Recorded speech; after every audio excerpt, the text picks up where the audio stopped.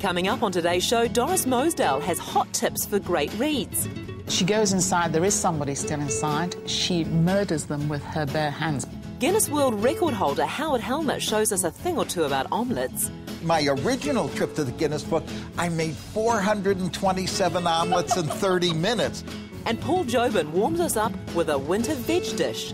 It's a fantastic dish, and I know you enjoy eating this in the winter. Hi there, welcome to the show. Great to have you with us. Now, I hope you haven't been affected by the dreaded lurgy that might be out there, colds and flus and everything. Hope you're staying healthy and well. If not, and you need a good book to curl up on the couch with, we have got the gorgeous Doris from Dymocks, who has the perfect book for you. But before we do, how was your weekend? It was good. I stayed indoors, took the tablets, and I did some sewing. Do you know those soft toys that you get in nice shops? They're about Crafty $90. things. Crafty things. Well, I got the fabrics out, got the sewing machine out, made the monkey, stuffed the tail, gave it to the granddaughter. She went, because I'd missed the button off the tail. But it turned out sort of as it was meant to look, as though it was homemade by a one-arm sewer. Well, we're not here to do arts and crafts, are we? No, we're here to do books. Books and I have to gardening. tell you that I read those books last week. Did you enjoy them? Yep, The Garden of Last Days and The Forgotten Garden, and loved them. Yes, I think they're well worth investing time in. Oh, absolutely. Reap lots of rewards from those reads. But this week, I've got The Small Edible Garden, and this is by Diane Anthony, and she's written quite a number of gardening books. I brought this book along, April, because it's only $18.99, and did you know that the sales of seeds in plant shops and gardening centres have gone up by over 15%. Because of this? And the sales of seedlings have gone up over 25%. No, people are growing their own vegetables because they're so expensive in the shops, trying to save money, trying to go organic, trying to feed the family on, you know, a smaller number of dollars. And this book will show you how. It covers all the basics of gardening, all the things that you'd want to grow, like corn and silver beet and lettuce and onions, not the complicated stuff like, you know, avocados and things like that. But it gives you all the instructions, and you don't need a big garden. You only need a just little like patch. A window. A couple of bags of compost to do those sort of grow bags. Even on a patio you could do this stuff. And you really do get lots of plants. You get enough tomatoes, enough lettuce, enough onions, all the veggies you can eat for just a couple of dollars. Do you have your own garden? I do have quite a big garden. Do you do it? Your husband does it. I buy the tell. plants for it. It's all right. I buy the plants for it. At least you have your own garden. OK, well, that's good. So that's $18.99, The Small Edible Garden. Well worth investing in. And yes, I do grow some peas and things like that. It's something I could try. Absolutely. I was going to say any idiot could try, but I won't. Yeah, but you did. So what's next? The next one is a fascinating novel. She's famous, and she's got a strange name for an author. Her name is Lionel Shriver.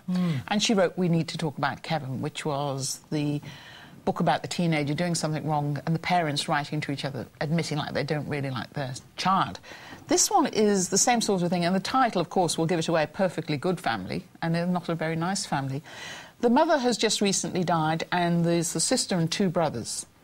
And they haven't actually got on during their lives. One brother has always stayed at home.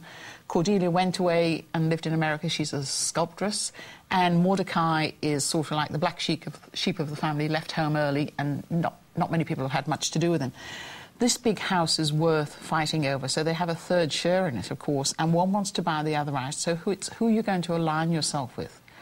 Because Truman, who's lived there all his life, thinks the house is his by right because he hasn't left it.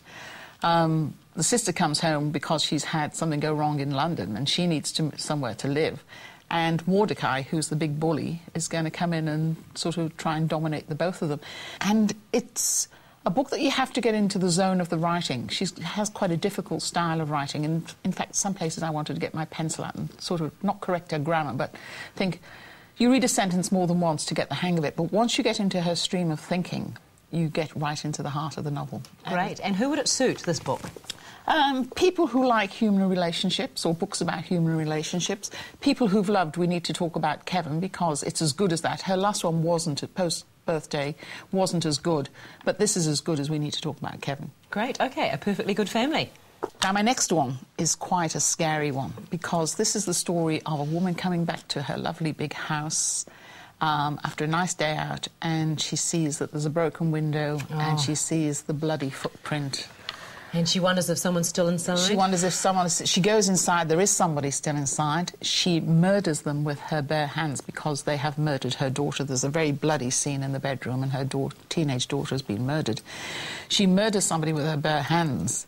And you think that's the end of the crime, but it's not, because the detective who then comes in thinks that maybe there was somebody else in the house who shouldn't have been there, and so it's finding out. So it's uncovering those things.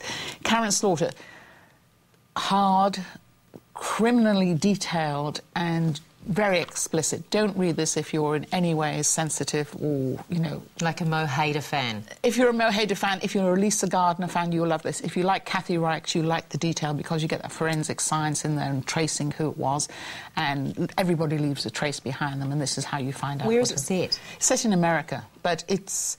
And it's the woman, you think she's done it, you know, it's the strength of being a mother. She's done this with her bare hands, but is there an ulterior motive behind it? She is a best-selling author, and she has a great following, so the fans will be out there wanting to read. And if you buy this, Fractured, you will get, at Dymocks, you will get another Karen Slaughter book for absolutely free. Excellent. So there's a great deal going on there. So buy Fractured, and you get another Karen Slaughter book absolutely free. OK. And our final book for the day? Is Vows of Silence by Susan Hill. Now, we were having a catch-up, and you've read Susan Hill before. Well, I recall the name from years ago when I was actually at high school, and but I didn't remember her as a crime novel. Absolutely not. She was a very gentle sort of just family story writer. And you're talking, I'm not going to give your age away, but it's about 20 years ago, isn't it?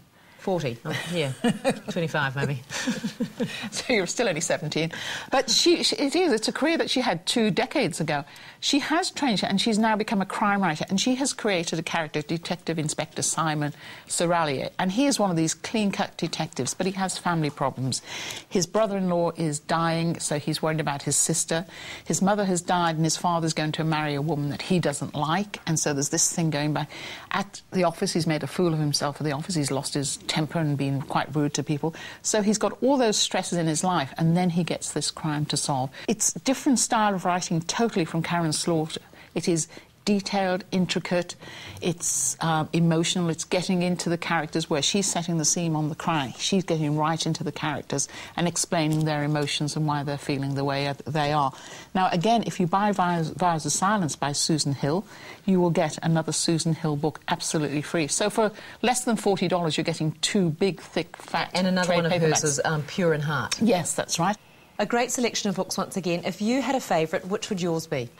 I think for value for money, I'd go for the 2-for-1s this month. So go into Dymocks, on the bookshelves, and get 2 great reads for the price of 1. OK, and I think I'd be quite keen to give the small edible garden. Great, and especially if you've got kids, because they love will eat gardening. What they grow, they will eat it. They won't. Yeah, I hope so. Anyway, thanks, Doris. We'll see you again next week. But you guys stay with us, because from one special person, we are meeting another one in the kitchen very shortly. Back in a minute. In Christchurch, celebrate Bastille Day at the University of Canterbury Staff Club on the 14th of July. Plympton's Mana Art Society winter exhibition can be viewed from the 12th to the 20th of July. You can see Tales from Tibet at the Lake House Art Centre in Takapuna until the 13th of July. And in Reitihi, the Waimarino Art Awards exhibition is on from the 2nd to the 12th of July.